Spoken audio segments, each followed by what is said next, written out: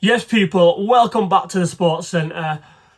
Today, I'm going to talk about one of the games that I watched over the weekend. So, obviously, being a Liverpool fan, we don't play till the Monday night, being tonight.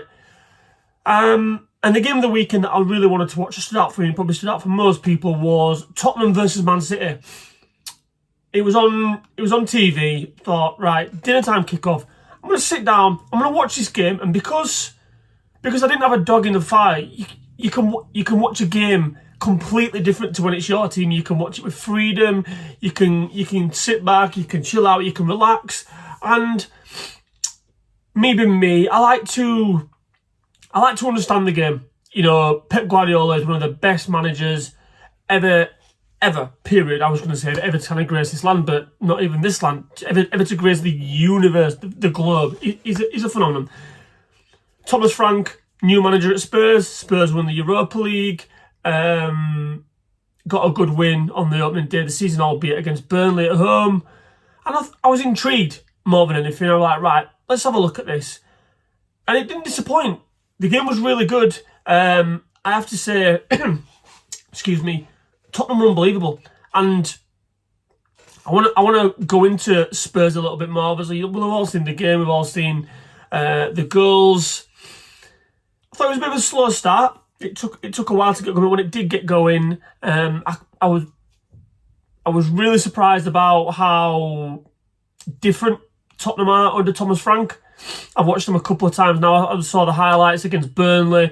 You know, they were kind of full throttle pressing, looking to win the ball back at every single opportunity. Completely different against Man City. Don't get me wrong.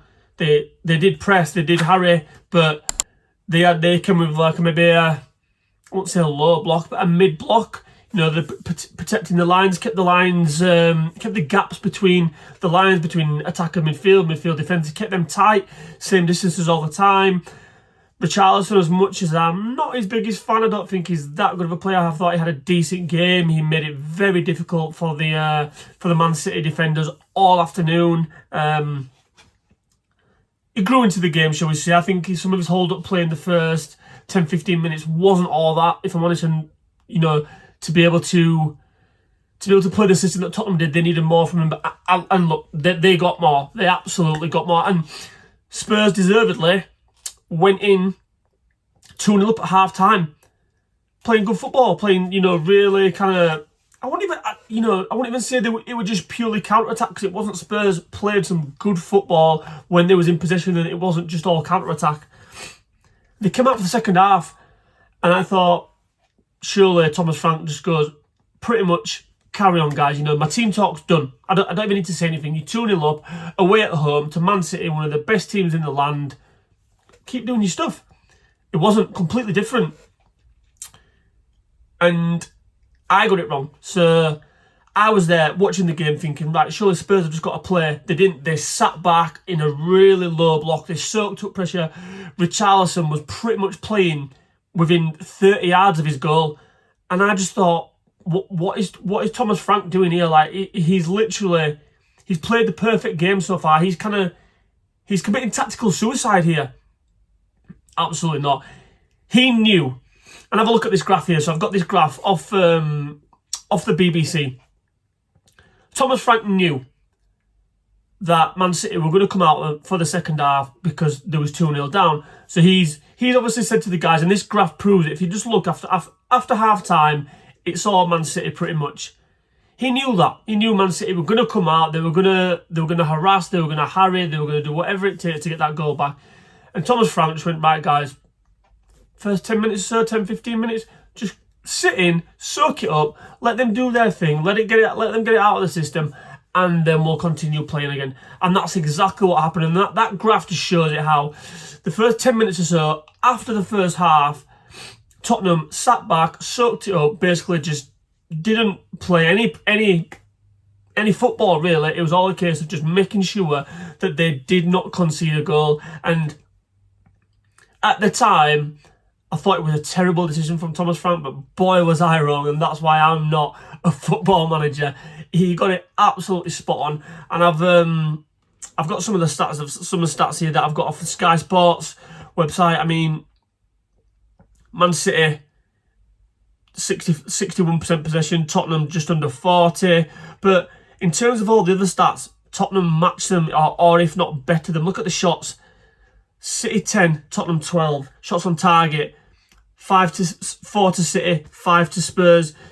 Successful passes, obviously, Man City at home, they like to pass the ball. Their stats on that are going to be a lot more than Tottenham's, but the long passing there is a big thing for me there. Obviously, Tottenham wasn't scared to go direct, and that showed with their...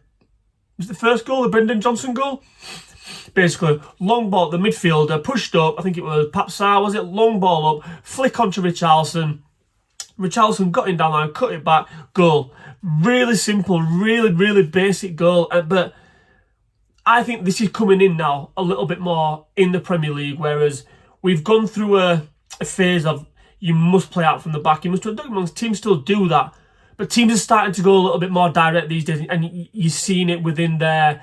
And it's direct with the purpose. It's not just okay, launch a long ball up to, I don't know, you fucking Peter Crouch, Duncan Ferguson, whatever, and get winning flick-ons and stuff. You know, it's going direct, but it's going direct with a purpose. And Tottenham got that spot on this weekend, absolutely spot on. And one other thing that I want to draw attention to as well was Erling Haaland.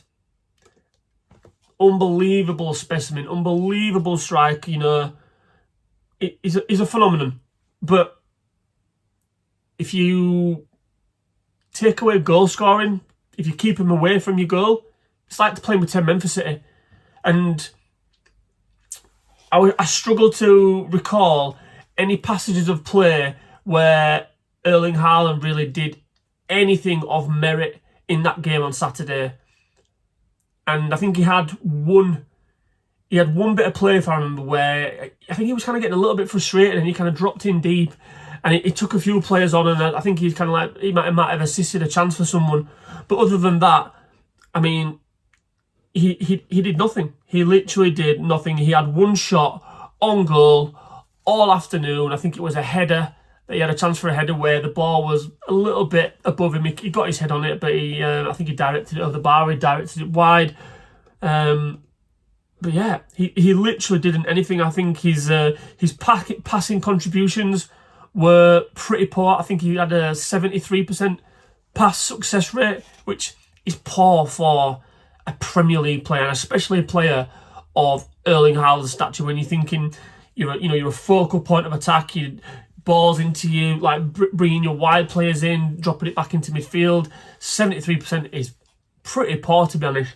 And I want to credit Tottenham again for basically keeping him out of the game. And you look on this average play position snippet that I've got here. I want to put this up now.